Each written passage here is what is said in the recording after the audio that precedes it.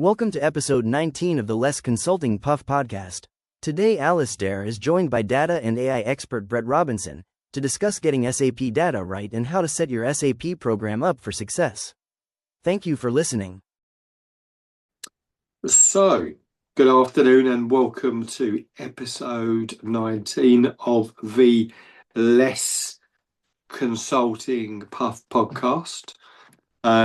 Today, we are discussing the anchors for delivery success around SAP, and our focus today is on data. And I'm joined by Dragon Bret Robinson, and we're just going to really go through a really huge topic really quickly, and just to talk about setting programs up for success, whether they're maintenance programs or transformation programs. And I'm starting to really differentiate between the two, because I'm saying a brownfield ECC to S4 migration is a maintenance program, not a transformation program, whilst a transformation program is a transformation program. So really big topic. The reason we're doing data today is because it is consistently one of the number one problematic areas on all SAP programs, whatever the flavour. Data is always an issue, and we're going to look at that.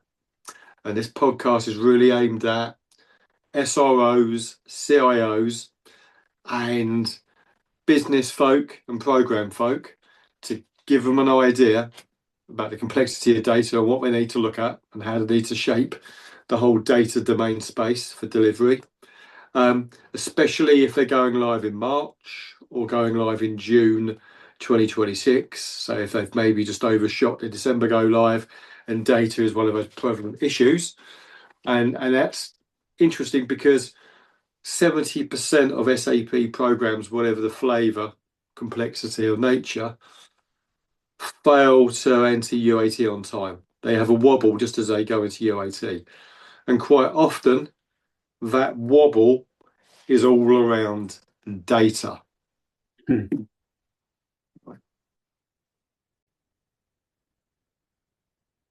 Okay, so starting to get into the meat now, and both myself and Bret, we're major advocates of what we call phase zero, which is that big discovery phase right at the beginning of a program, or even before you start the program.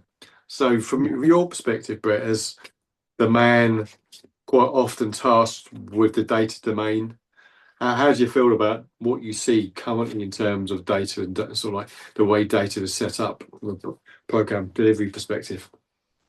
Yeah, so I published an article on my LinkedIn profile earlier today, and it was targeting this exact topic, which was literally about what we're missing in data. And I think for me, it's always missing what I call the key tappers, or the admins, the people that actually are doing the work, because the manager says, I need this report, and the people just do it, right? They just get it there. And the manager don't care how you got it. They don't bore me with the technical details. Just get me that report. And they've had to go into SC16N. They had to massage it. They had to take it out into Excel, take it back in again. They had to do all these wonderful different jiggery-pokery things just to get that report done. And I think where we're missing, and where phase zero needs to target, is those people on the ground to say, so what do you do that causes you to have to do extra admin or tweaks or different little things to the data that you just do, but it's because we've always done that. That's always been the way. Okay, so how do we tackle those? And those can't go forward, because in new platforms it doesn't work that way anymore, and the data structure is different. So I find that really infuriating that no one's actually championed that and look at that. And a lot of people I talk to in data, when it gets to UAT, say, oh, this is not working. It's like, well, no one consulted us. No one asked us what didn't work. I think that's really interesting, because I think you hit the nail on the head, which is about phase zero and sort of like setting up for success. And it's about getting those right stakeholders in place.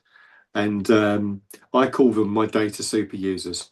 So they're the people who consume data, but there are also the people who support for consumption of data. So that sort of like technical data team may be sitting within the business or finance or somewhere who do exactly what you said. And I think by not bringing these people in, you get a distorted view of the as-is data model, because we clearly go in and we look at the as-is data model and the semantic layer, because SAP establishes such a good data foundation. But by not talking to those people, we don't get that rich view of the non-SAP semantic layer, which links into SAP and that wider enterprise architecture view. Do you often see problems when you do your phase zero around ownership and governance of data? Yeah, especially when they're sort of understaffed. I say understaffed, I don't want to condescend anyone, but sort of your junior admins and things like that. And it's like, who owns this data? Well, I don't know. There's no sort of hierarchy or data cleaning or anything that goes around data changes, because what you often find in SAP, you only got to look at the security model, SUO1, SUO2, or any of those different company codes and profit center codes. You look at those and it's like the list goes on forever. And you just think, why isn't anyone cleaning out? And it's always been a thing in SAP. No one deletes anything in SAP, because the minute you delete something, somebody over there or across the world goes, what happened? I don't get this anymore. Why not? Something goes wrong, right? So nobody deletes anything, and that's a massive problem. Yeah, and I think that's a really good observation, Brett, because I think it becomes causal. Because I've just said to you, as sort of like I do delivery in enterprise architecture, and I'm like a regimental sergeant major running around hitting people with my swagger stick when it all goes wrong. But I think it's causal. If you don't identify your global data owners within the business, and if you don't have that governance model around how you're going to maintain your data, then you are going to have problems later on in terms of the delivery life cycle. And then you're also going to have problems later on in terms of the sustaining your data once you've gone live.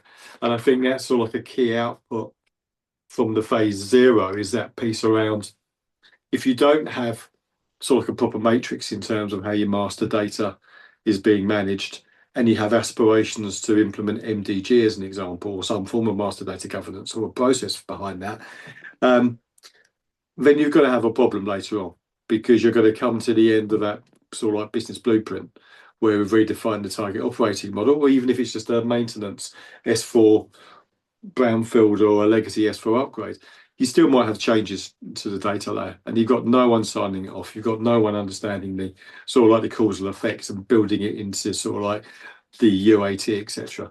And I think that's interesting.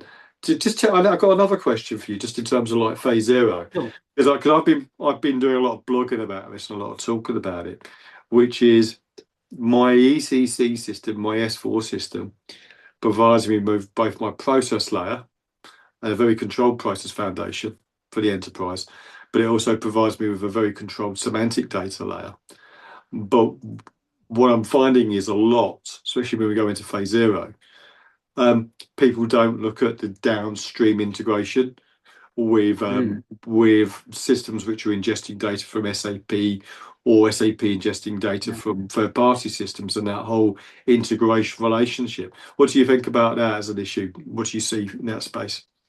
Yeah, I think a lot of people still are holding on to a lot of legacy applications, and the bigger you are, I think the more legacy you're going to have. The smaller you are, the more you can streamline and cut away the fat. But the bigger organizations, like especially universities and some of the old school things, I know the military is quite renowned for it as well, having old archaic, anything government, really public sector, has a lot of old systems. And what I find is over duplication. Even McLaren, I remember once doing a job for McLaren, and they had an HR system with employees, and they had another system, another side. They had like 3 or 4 systems. And then I did a university recently, and they had 3 different customer databases. It's like, well, which one do you want, right? So, and they're using BODs or SDS or some sort of middleware, depending on sending that data or receiving that data. I mean, even once AstraZeneca asked me about data cleanliness because they were getting lab results in on certain drugs,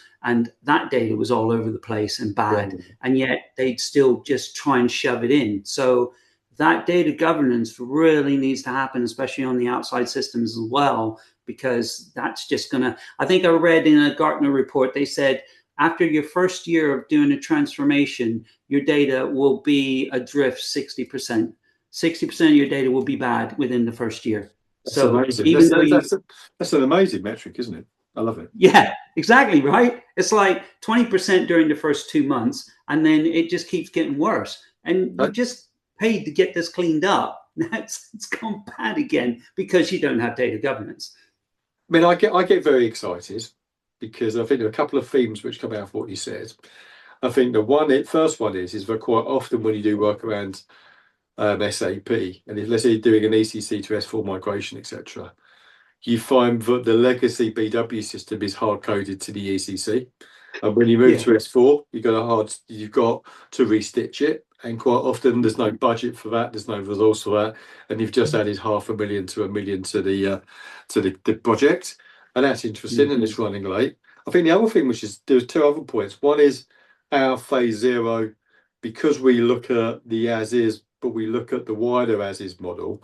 We start to look at the opportunities around the data fabric and about how SAP pushes into business data cloud and the opportunities around BDC. Some customers I speak to are already using Snowflake and Databricks. So about how can they use those more sensibly around an SAP centric architecture. And I think the really big takeaway was there's a newsletter going out tomorrow about SAP Black Friday deals. Okay. And one of the Black Friday deals I think people should always look at is when they're doing any form of migration is archiving, because you've got to do something with that legacy data and your legacy systems, etc. It often gets forgotten about, and you quite often get a situation whereby if you move from ECC to S4, quite often a customer will end up with ECC still there and switched into read-only mode, but the ECC system becomes an archive repository, so you're then running to ERP system to a TCO. So I think the phase zero drives out a lot of stuff in the terms of that strategy piece, which around sort of like the data governance, the master data governance process. I think in terms of the data, sort of like the whole data design, the object registry, the wider data fabric piece and analytics and what can be done in that space. I think there's a lot has to be done in sort of like the phase zero in terms of looking at your data quality and what you do in terms of cleansing, and AI tooling to help with cleanse, because you should be able to do that. And also just in terms of the validation piece, somebody's got to validate the data, and it should be linked to that governance piece and the data owners, and so there's a whole piece around that. And I think just going back to a couple of other points which we deal with in sort of like phase zero, I think there's a bit about that integration piece to your Snowflakes or your Databricks or your BW or your IBP or your BP7 or whatever it is. Gets forgotten about, and that's another sunken cost on the program which gets forgotten about. No time, no result. So you've already immediately, if you get the phase zero wrong, you immediately got a couple of big themes popping out from the data layer without even looking at the data, and so data becoming quite big. Going to stop there, and then we'll go on and talk about the next topic. Right, Brett. Going to talk about my favourite subject. So we've now discussed the big theme. We've talked about phase zero and setting up for success and all the things we need to strategize and document as is to be and the impact going forward, which then gets us to the subject of delivering the whole data migration piece and the data piece. And if data is consistently the biggest failure point of most SAP programs, why do we see the same usual suspects coming back time and time again to deliver data migration. You know, I see on LinkedIn all the time the same people or companies telling me how good their data migration is and their tooling, but then I'm subsequently always hauled in to turn them around, and I find that paradoxical. What's your thoughts on that subject? Yeah, I think data and testing seems to be the cushy points for people to extend a program quite easily, because like you said, on another conversation we had, the SI doesn't own the data, the business does. The business doesn't want to own the data because they don't think they understand it, even though it's their own. There's not enough interviews going on with the people who actually type the keys and actually do the work. So they're asking the SME, how's the data? Yeah, I get the report every week. Yep, that report looks good. Okay, cool. So the data must be fine. So, and the other thing as well is they start it on the day they start everything else. So SI rocks up, lands 10, 15 developers, boom, off we go to the races. No one said, what data you're using to do your development and your unit testing? What's happening in that space? And everyone goes off to the races, and then the data migration piece starts as a separate parallel process. But then at the same time, you need those same resources that the SI is grabbing to do the config, the training, the requirements, the SOPs, the process maps. That's the same person doing all of that. And it's like data's a side issue. Yeah, I mean, I've sort of like got some views about it. I think the SIs badly estimate data. So they do. because so I think there's a life cycle thing about, if you don't do a decent phase zero, okay, then you can't issue the RFP to enable the right data partner to come on board. So I think the first point is you've got to do a proper phase zero to issue a proper RFP. And I think you have to bring on board a specialist data partner. And the reason being is because a normal SI, they badly estimate. On the whole, their methodology and tooling is poor. The use of AI is poor. And often for the SI, data is an upsell. Okay. I think you have to bring in a specialist data consultancy to do the data piece. And it might mean that your RFP is a consultancy to do the whole data migration piece, and then maybe a different consultancy to do the data integration piece, but you need a proper RFP. And we are the people to manage that RFP process. So I call it phase 0+, whereby we've done the phase 0. And in terms of the data space, we've done all of our good stuff in terms of phase 0, and you have. And we now issue a very crisp RFP and manage our RFP process so that the right partner comes in. And there's a reason for that. And the reason for this is, let's talk delivery. Okay, let's get into the real fight. We're into the program now. We've done the phase 0. The RFPs have gone out. We've got our SI. We've got our data SI on board. The program's been formed. And we're now into the real nitty-gritty. And I think the first problem I see is how involved do you get in terms of the overarching SAP blueprint and that data element? Do you feel that you're part of the blueprint or an afterthought? It's been mixed, but mostly I think an afterthought, because what tends to happen is you tend to land and it's like, oh yeah, we're in the statement of work signing phase. And then the next day you say, oh, they've signed the statement of work. It's like, what? We haven't even consulted me or asked me to have a look, or even to look at that statement of work. It's like, what did you just sign up to? And that's my biggest problem there, because then you get drug into where you just got to deliver it. It's like, okay, thanks for that. And then nothing, like I think we were discussing earlier about, nothing seems to line up in the schedule, because you got DM1 happening, and then, well, we don't have enough config for that yet to actually look at it in the system. So, well, why have DM1? Oh, I have to look at spreadsheets.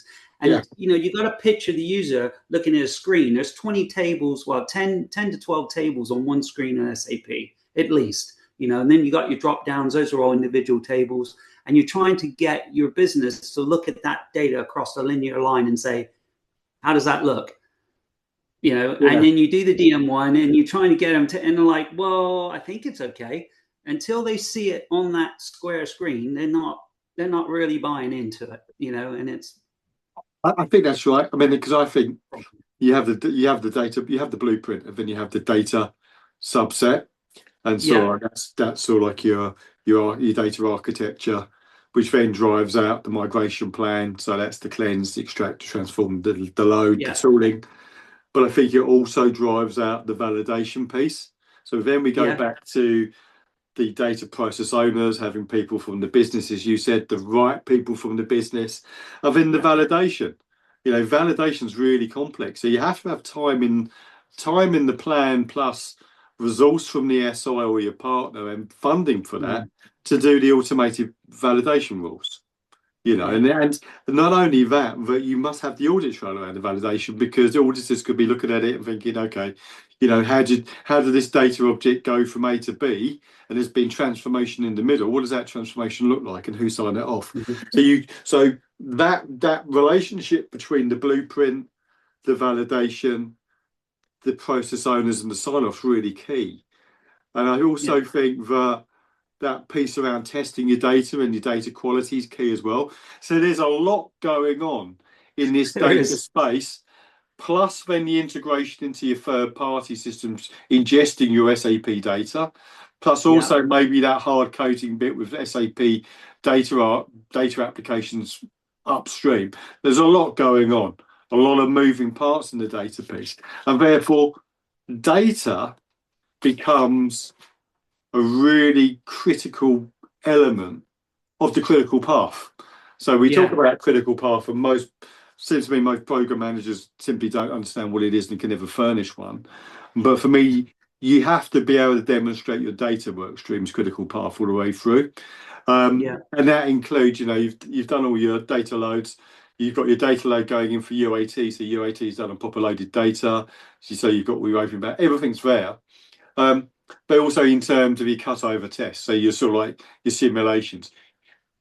This is big stuff. It takes a lot of time, you know. The more areas you have, the longer it takes. So I think there's a bit about saying, for me, programs run at the pace of the business, but a critical path is also driven by the data work stream. How do you feel about that? What was your observation in terms of how data always is sort of like set up for failure almost in terms of delivery? It is, and it's weird because, you know, and that's what phase 0 really sorts out, is it gets that, if you can start with a cleansed, at least a minimum master data, and get that ready, get that cleansed, get that done. People say when, anytime, because your data is not really going to change. The only thing it's going to do is just move through time. The same bad stuff's going to happen to it, so it doesn't matter on that. We'll get the rules established, get all that done. Once we have that blueprint on the data migration, then when we move and everybody rocks up day one, 70, 80 people on the program, all trying to fight for time and space, you know, it then becomes, okay, we're sorted on data, we've got a clean sheet, let's now try and get this stuff together. And then, like you say, focus on those integrations, focus on how that data is now going to start changing through the system. Because again, you know, using some junior people or even using an SME, they might not quite completely understand how that data actually gets to that shape, like you were saying about the auditors, you know, and that's really, really key. And I think as well is that, you know, you're right, it is complex, but that's why you sort out the cleanliness first, get that done, get your direction down for like people like us to say, okay, when you say this business, what do you mean? We mean that. Okay, cool. So as long as I got that in my head, I can now field for you 60, 70% of the data issues while you just get on with the config and the training and requirements and processes. I can now make sure that that data starts progressing nicely through the system and making sure that we're hitting our milestones on that. That's really key. And just the final question on the delivery bit, and then we'll go on and talk about something else. But you're always in the weeds. You're a detail man. But you know what I mean? You're in the trenches doing data. Absolutely clear to anyone watching this and listening. You're an absolute expert in what you do. Okay. But how much support do you normally get from sort of like the program leadership, from people like myself, the SRO? You know, do you feel often that you're thrown under the bus, or do you feel that you're listened to and empowered? It depends on the setup. Now, the last one I had, I kept getting thrown under the bus by Oracle because they were controlling the ingestion. and we were controlling the extraction and the cleaning and getting all that done, but we weren't controlling the ingestion and getting that into the new system. Of course, Oracle has a tool for that. So they were controlling that. And what's very, very infuriating is you get into a meeting and you say, okay, here's the new files, and you lock them up and you send them over to them like, yeah, okay, cool. We've uploaded those. We found some issues. What issues? Oh, we found this issue. Okay, cool. You fix that issue, send them a new file. No, and we got 3 other issues. It's like, just give me all the damn issues, right? And what I find in that setup is you don't get the support, because if someone like yourself is from the business, right? I like the third-party program managers, because then you're like, oh, no, Brett's got a point, right? But if you get someone from the business, they're more clouded by the SI, and they're wowed by the SI and dazzled. It's kind of I think the trick, because there's a trick behind everything, right? yeah. But I think that the reality is that we work in sort of like the tier 1 SAP or Oracle and IFS space, right? So everything we do in this space is really complex. There's no getting away from it. There's a huge level of complexity. And what you have to do is, as part of your governance, you have to set up your key metrics, your delivery metrics. So it goes back to, I know I'm boring, but goes back to my phase 0. And at phase 0, I will establish all my data delivery metrics for my delivery life cycle. And I'll agree with someone like yourself. And I'm no fool, so I know I'm always going to have problems in terms of data. It's the very nature of the beast. And I know something like that, you're going to have your defect list, your snagging list, you have all those good governance things. But ultimately will be driven by a whole load of data metrics from our cleanse, through our E to our T to our L, all of our test phase, everything. We're going to have metrics for everything. And by tracking the metrics and by listening and talking to you in terms of the risks and issues, assumptions and dependencies, we're able to very much manage our critical path. And if you don't apply that really good governance methodology, which is metric based, then the program will fail. It is as simple as that, because it means that you are not set up to talk to you properly as the expert. You're the expert in data. I have to listen to you and acknowledge what you're telling me as facts. And the metrics are there as the mechanism to make sure that we're running at the right pace and we're doing the right things at the right time. And it also acts as that quality warranty for the customer, for the SRO or for the C-suite, but we're doing the right things at the right time. Because otherwise, there's absolutely no value in having a quality plan if you don't apply that quality plan to data, as an example. Right, let's stop there and we'll go on to the next topic. Okay, Brett, so we're all the way through. We can see light at the end of the tunnel. So I'm always fascinated by operational readiness. I'm a business-focused person. And I always think about getting the business ready. It's about operational readiness. We do this for really complex businesses, whether they've got a complex supply chain or a complex manufacturing, whatever it is, complex retail, complex FMCG, whatever it is, they're complex. And we've got to get that business ready to go live. And so for me, there's the bit about operational readiness in terms of, one, the business and the local business have to be part of the data delivery lifecycle, the testing, the UAT, etc. I always like to include in my UAT a day in the life of, so that we very much simulate within operations at a local level how SAP will be orchestrated, but also how the cutover will be orchestrated and what operational readiness should look like at a local level. That's not just in terms of training people, so all that type of stuff. It's about red book entries. So if we have to physically make manual entries in terms of our data because we're having to enrich data, or locally, if we're going to have teams working weekends and nights to catch up data once we've gone live, there's a load of stuff in terms of operational readiness. We may have, a blackout period, so you've got to do the catch up. So operational readiness is really key, and what it does is it starts to get the business confident in terms of the go live or business success. So when we do start to do our heat maps in terms of, you know, what's the temperature of the business like in terms of supporting go live, one of those key metrics will be, how do you feel about your data? You know, how engaged have you been around the whole data life cycle? Are you happy with your local data's ready to go? And you've seen it, you touched it, you've tested it, but you can get your local reports out, blah, blah, blah, blah, blah. You know, how involved do you get in terms of operational readiness? Quite a bit, because I think because I've got a good relationship with the business. And one of the things, and you'll probably know this, when I was at Jaguar Land Rover, we did Day in a Life of, but one thing that we did with the HR team when we went live with that cloud for customer was we did a few months before, we did road shows, and we did like, let's walk through the processes. Let's walk through the different things with everything, the process, and looking at real data and saying, okay, yeah, this is working. And it gave them time to actually tweak some of those processes, or indeed put in a change for the data to be sorted out or changed, or the config, right? So that really helps. If you can get the business engaged in that sort of walkthrough, that's really key, because it gets them confident, it gets the data checked as a side thing. But I think the more important thing is they can then see, oh, yeah, this process works, cool. So, and that makes them happier and going forward. And the big thing that CFOs really worry about is the adoption, right? And then lets them know that they're not going to go back to Excel 2 months in after they've gone live, right? So it just gets them into.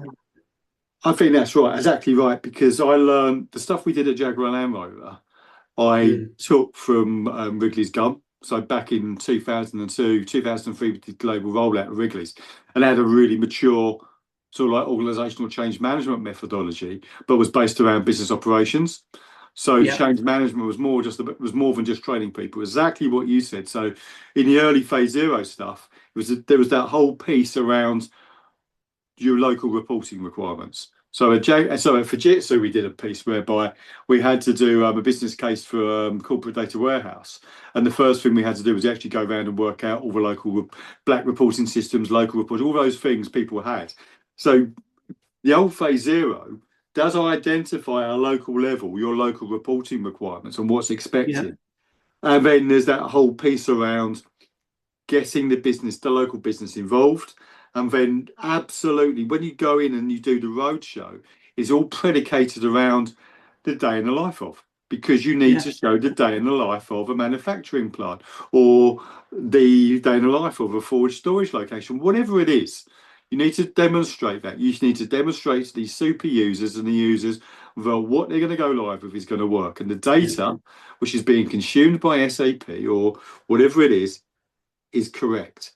And also just in terms of explaining to them what the obligations are on them going forward in terms of sustaining the data in BAU. So we're toggling between operational readiness and sustaining. And there's like another area I think that people like yourself don't get involved in, and you should do, and it's because you're not asked, is the service design. Okay, so I always go on about the service design. It always gets forgotten. People think the service design is nothing more than an IT service design. It's not. It's the tech design. It's the functional design. It's essentially how you're going to support your new target operating model going forward. And ingrained in there is your data. You have to have the model to support your data. So for me, the COE design is key. You know? Yeah, I did that at Jaguar Land Rover as well. I took the service delivery team through it and I walked them through the system. Here's the things we're experiencing in testing now. These are some of the areas you might want to look out for. I recommend you put some alerts here in your Dynatrace or whatever, your MOM, whichever system you're using. And MOM's probably archaic now, but Dynatrace or something like that, your alerts, you know, so you get to tell people what's going wrong. So yeah, it's very key, especially that service delivery aspect, because they don't know the system, they might not have seen it, and now you're asking them to support it with about 6 to 8 weeks worth of training. So it's like, or even visibility of it, training's about 4 hours. But if you look at the situation, so you go back to sort of like our entire data lifecycle piece, is often predicated by the point that we are we'll have a model where we've gone BPO for maybe finance. So some of our finance master data is being maintained or manufactured by third parties. We've got 3PLs in place as well, and the 3PL data will be coming through some form of API, and there'll be some transformation rules going on, and that will always be failing. So we're then ingesting bad data. Yeah. So, then there's the bit about we're integrating and we're funneling data out of SAP into the data bricks, the snowflakes, the Microsoft Fabrics or your BDC. So there's a lot going on in terms of supporting the mastering of data and quality of data, and then servicing of data, and then supporting the data domain when something goes wrong. That constantly gets forgotten. Yeah, it does. It does. And as part of that, they forget to put in their data KPIs. Yeah. They forget the KPIs. But I think that sort of very, very quickly touches on the full sort of delivery life cycle and everything in terms of the whole data domain. Any other points you'd like to make on that, Bret? Any things we've missed? I'm just thinking that what I tend to find, you need to get your business validating and looking at the data in the system as quickly as you can, even if you don't have the complete config yet. It's very critical, because the minute they can start seeing that, because this is why phase 0 is so important, because we can then get to look at the data and find out what you were doing wrong in that system, highlight that and just say, okay, we got to make sure they don't do it wrong in that system over here. But also it drives the config, it drives your requirements, it drives your process, it drives everything, so the minute you see that data and you think, well, that didn't work. Why is that data so crap in this area? Oh, it's because we had a process around that, but nobody followed it. And the business did this instead, or they tweaked it, or they went in and jiggery pokery, right? But that drives the requirement. Say, oh, okay, let's make that a drop down. Cool, new config. But you don't want that new AT. You want that before you get there, right? You want to have that down on your list of requirements. That's key, because that messes up a lot of our data if we don't have that in a drop down. Okay, cool. It's like customers on a website. You let the customers type in your postcode, look up your address, say, yep, that's me, cool. You gray it out, it's done. You're not going to get bad customer data because they put in the postcode and it's right, okay? So, but people don't think of that, right? They just travel on with that, and that's when it gets really, really messy. And when you discover that in UAT and think, God, well, I didn't tell you about that because no one asked me. No one asked me as a key tapper that, how do you do that? So I didn't tell you. Now I see it on the screen. I had a eureka moment. I just remembered. That always happens. I think it goes back to what we do in phase 0. Exactly. We look at process health, okay, but we do exactly what you said. We look at data health. So we talk to the people, as you said, the tappers, and really understand the health of the data objects, and what's really going on, and the things which impact that data in terms of within the core ERP system, but also as we push it out, or data we ingest. And I think that's really important, the data health. We're consistently now talking about, and I always talk about sort of like enterprise architecture design. So for me, we've got the people layer as well, but for me it's about the data semantic layer, it's about the process layer, and it's about the controls residing around those two. You have to really focus hard on that, plus that whole service design, because when you have got 3PL, when you have got BPO, when sometimes you have a mixture of both, and you've got a heavily federated business and maybe 50 countries, hundreds of legal entities, it gets really complex very, very quick. So that's what phase 0 delivers. And I think that's my final sort of like rallying call really to CFOs and CIOs and SROs, which is, if you're going live in March and you're going live in June, and you are having fundamental problems currently with your program, then call us in, And as part of our turnaround approach and what we do in terms of our AI-enabled diagnostics, we do a mini phase 0. Or if you're starting out on the journey now, we do the data phase 0. We take the phase 0, then we do the RFP, and we either deliver or manage the entire data delivery lifecycle. And I think that's really important. You have to have really good governance and process around the whole data domain. And that's it, really, in a nutshell. Yeah, that's it. Include your users, include the lower realms of the users, because they're going to do things the manager might not even be aware of. Absolutely. I mean, I remember, I've got a final story, which is I remember a project sort of like 2005, big tech. I was doing a tech turnaround and complex manufacturing. And we're having a meeting around production planning. And there was like a production planner who no one was listening to. There was a very, faint voice. And he brought up a point in terms of his data, which if we hadn't listened to, would have absolutely derailed the program. So you have to have these doers in the meetings. And if they're not in the meetings, you're just going to fall over. It's as simple as that. Yeah. Good stuff, They Bret. don't deliver much, but Good stuff. Cool. Thank you. Have a good day.